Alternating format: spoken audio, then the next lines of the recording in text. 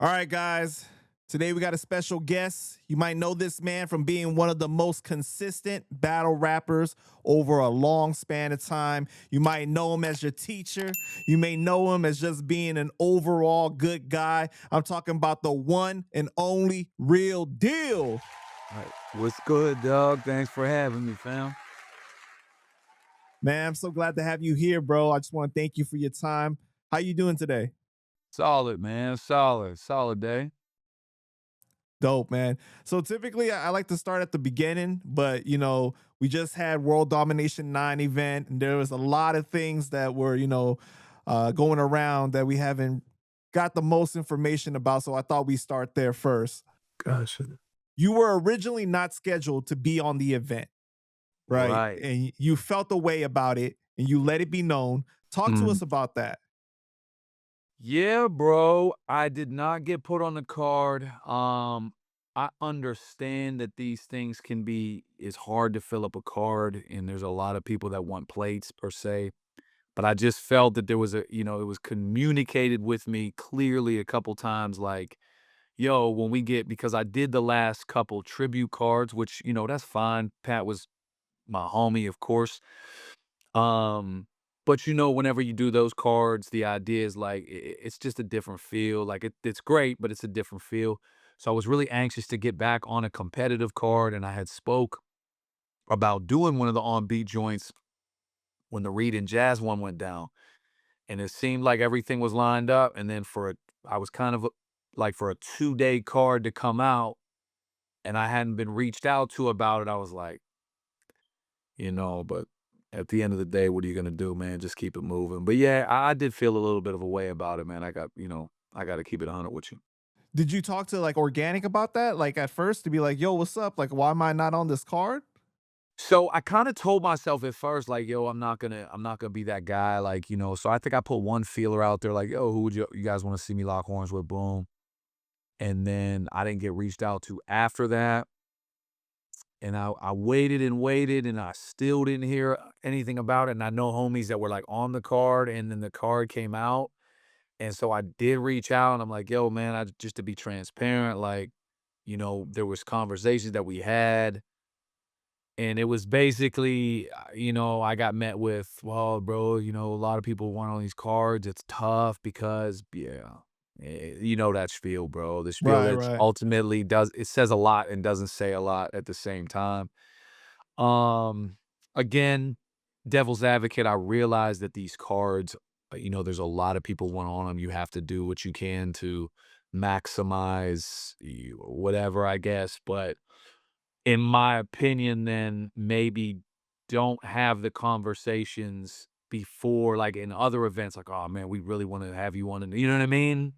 Because then I feel like, that's kind of where I get a little bit pissed off. You know what I mean? If it's just a regular card, like that's why I'm not gonna like RBE puts a big card together. I'm not gonna be like, yo, what up with me? Like, cause I'm gonna be like, okay, they never promised me anything or whatever. But yeah, I felt a little bit of way about it. You know what I'm saying? So last minute, Cortez doesn't end up battling Bobby Rexx, right? Mm. That what happened with that? Like, why did that happen?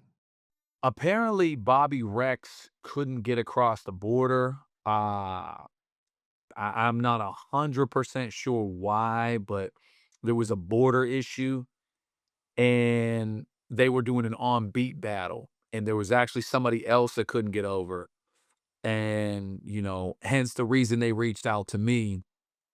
I was already heading up that way anyway. Toronto's only like a 5 hour drive from me, max. So I was shooting up that way anyway, and then they reached out to me probably about 48 hours notice or so. Maybe it was like 72 when they first reached out to me. Holy shit. So, Yeah. all right, so basically you were going up there for the tribute, or it was just more like you just wanted to attend the event? I was going to attend the event. Again, I wanted to see my folks show love. You know what I mean? There's some people that I definitely wanted to be in their corner for their battles and what have you. It had been a while since like a big dope Toronto event. And like I said, it's a 5 hour little trip. Wasn't nothing too crazy. And then yeah, they reached out with probably like I said, 72 hours notice or what have you. Was that hard for you to prepare in just such a short amount of time? Well, they offered me 2 things. The one both opponents. One was pathogenic. That was gonna be an acapella, like 3, and then the on beat one. And I'm like, man, it's way easier for me to write or prepare on beat. Um, Really?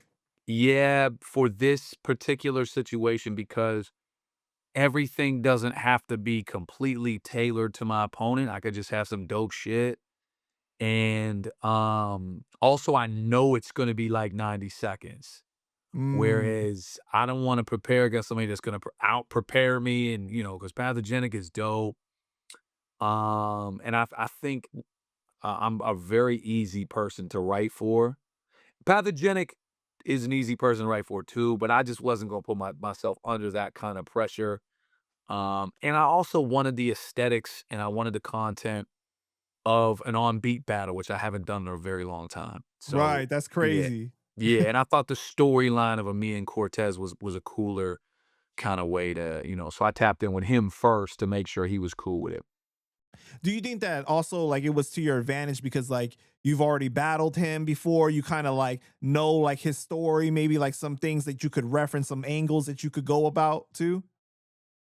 Honestly, man, I didn't my thing was prepared, like, put some vague bars together, and Mm. then when I was really wanted to save anything personal or anything for the back and forth, because I felt like that would be the most amped of the thing, but I didn't even get a full prep time, bro, because there was a discrepancy about the beats, like, basically, this is like little goofy shit we deal with as battle rappers. Like, he said, Tez is like, and this ain't on Tez at all, but he's like, yo, I got a beat.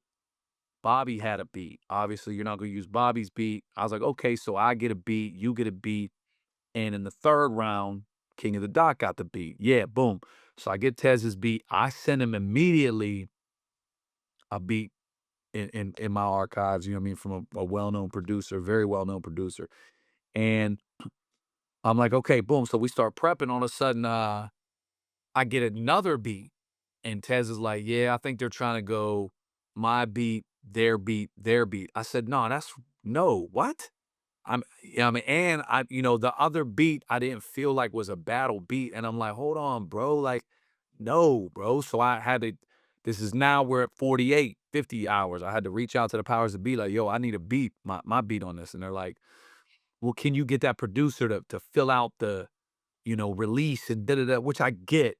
But I'm like, bro, this is 48 hours. And this producer gave me, I mean, this dude is a diamond producer. You know what I mean? He's done work with Mac, Wiz. Like, he hooked me up with beats for You the can't reveal who crazy. it is? Yeah, it's E Dan from ID. So like E Oh, Dan okay. is responsible for pretty much putting on Wiz Mac everything. And he just showed me so much love from being from Pittsburgh and being dope. And in my head, I'm like, if I go back to him like, "Yo, do you mind filling out this thing so I could use your bit?" Now he's gonna be like, "Damn, I shouldn't even," you know what I mean? And maybe he won't. Maybe he won't. But in my head, I'm like, He "Fam, doing you a solid already. right." And then, he so it ended up working out anyway because I have Marv One produces some fire. And when I thought about it, I'm like, let me just go with this Marv beat anyway. And any kickback can come to Marv. I mean, not that I wouldn't like some kickback to come to Edan, but he doesn't need it. Not that Marv does, yada, yada. So, but anyway, so we finally get the beat situation solved and we're looking at 48 hours. So to be completely transparent, I have some battle verse, little random throwaways I threw in there that are fire, but I'm like, they're not super test specific. I said in the last eighth, I'm gonna get my freestyle on, I'm gonna take a throwback, and I'm gonna throw some more personal stuff in, but I can't, I don't wanna over prepare myself. Plus I'm gonna be drinking, what I mean, like, So, did they have judges for this? I haven't seen it, nah, so nah, no judges, bro. They just I mean at the end he did kind of like make some noise if you think. I think that was just for the nostalgic feel of it. You know what I'm saying? I got don't think you. that I wasn't nothing legit. So, who won? Yo, I think we was both super dumb. I'm not even trying to be like a cornball. Like I think we Right. was both super dope, and we both gave the crowd exactly what they wanted, man. I really do, and I honestly, like, on some that short notice, I wouldn't even put, like, a judgment on it in any, you know what I'm saying? Like, I Yeah, think both of us doing a 72-hour, you know what I mean? Like, absolutely.